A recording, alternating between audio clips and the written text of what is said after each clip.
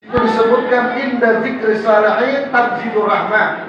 Ketika disebutkan nama-nama orang saleh, turun beberapa rahmat kepada orang yang menyebut dan orang yang mendengarkannya. Lalu bagaimana kalau yang kita sebut bukan hanya sekedar orang saleh, tetapi yang kita sebut adalah sayyidus salihin, pemimpin orang saleh, yaitu Nabi kita Muhammad sallallahu alaihi wasallam. Allahumma shalli ala sayyidina Muhammad. Allahumma shalli ala sayyidina Muhammad. Rahmat dan keberkahan yang diturunkan oleh Allah insya Allah besar kepada kita semua. Alhamdulillah. Saya jangan panjang-panjang, langsung aja. Di dalam kitab Sufur Tasniyah dan ditemukan di dalam kitab Sejarah Nurul Yakin yang dikarang oleh Syekh Khudairibi, Syekh Muhammad Khudairibi, ini ahli sejarah. Di dalam catatan sejarah Islam, kitab beliau judulnya Nurul Yakin, itu hampir dibaca di seluruh pesantren baik di Indonesia maupun di luar negeri sana. Sejarah Nurul Yakin.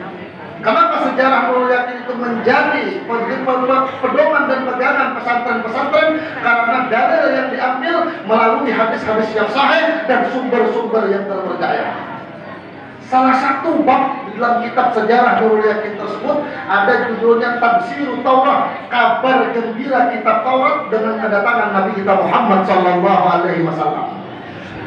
Kitab Taurat adalah kitab yang diturunkan kepada Nabi Musa alaihissalam. Dan di dalam kitab tersebut ada satu cuplikan perkataan Allah Subhanahu wa taala kepada Nabi Musa alaihissalam. Allah menyebutkan, ya Musa wa sawfa uqimu lahum sabilun mislaka ya Musa. Wahai Musa, sesungguhnya kata Allah, aku akan datangkan kepada manusia seorang rasul, seorang nabi yang seperti engkau, bahkan lebih mulia daripada engkau. Allahumma shalli ala Muhammad. Setelah Nabi Musa meninggal dunia, Bani Israel, umatnya Nabi Musa mencari-cari siapa nabi yang dijanjikan tersebut. Nabi Musa meninggal dunia digantikan Nabi Harun.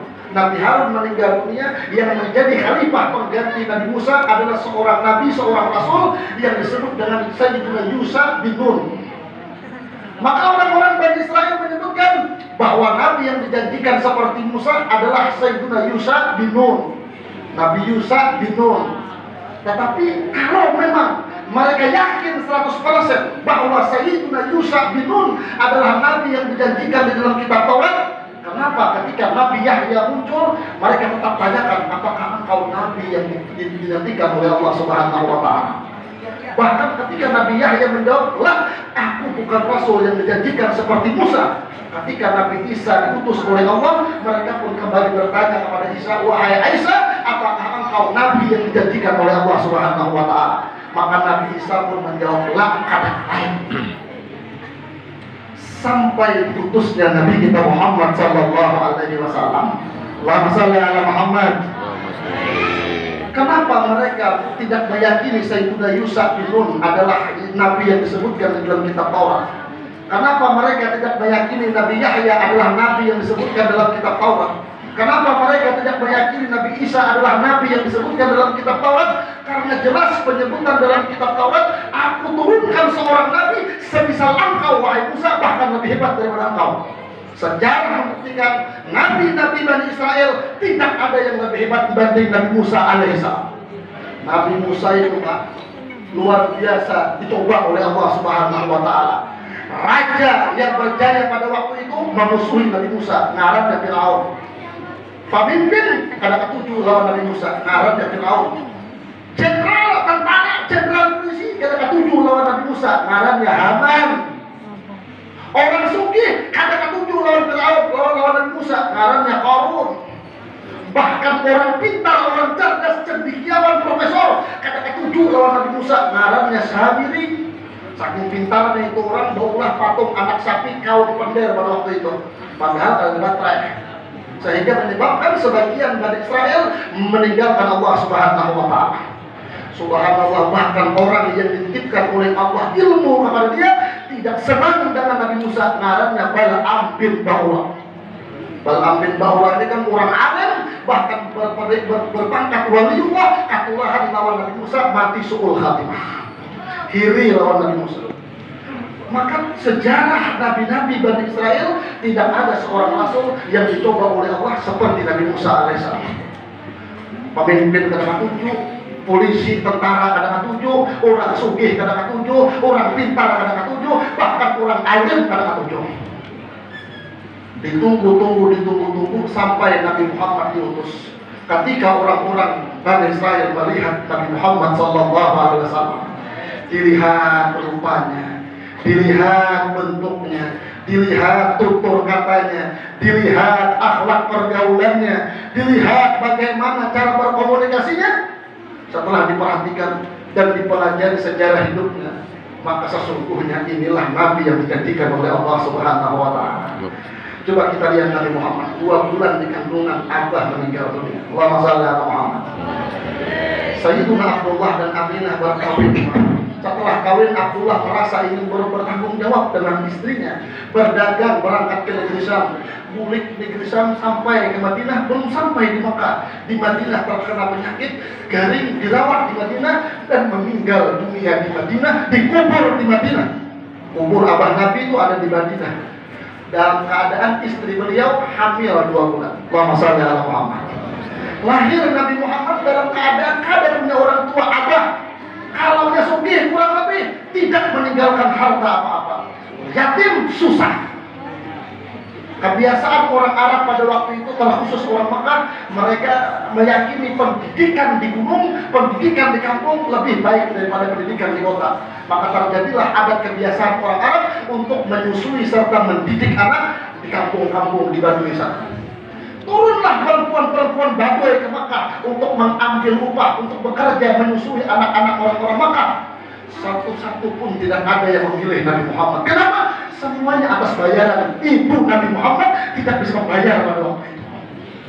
Tetapi Allah yang punya aturan. Seorang perempuan yang baik, perempuan yang mulia, perempuan yang lembut, yang ingin dimuliakan oleh Allah dunia akhirat, memilih Nabi Muhammad ngaran sidin Halimatus Sa'diyah. Saat itu kampung di atas gunung Bani Sa'ad bin Bakar.